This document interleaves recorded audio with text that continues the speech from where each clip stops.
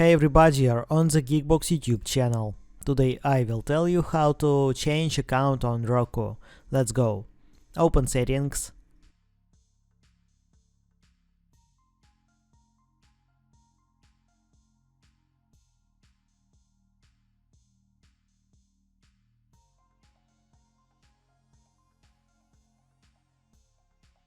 System.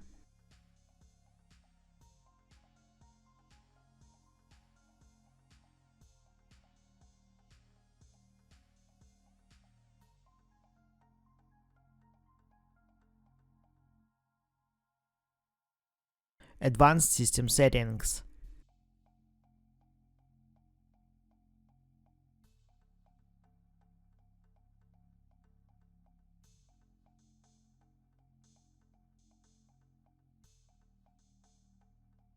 Factory reset. After restarting, log in to your new Roku account. That's it. Now you know how to change account on Roku TV. Thanks for watching. Please like and subscribe to the channel. Good luck and see you soon.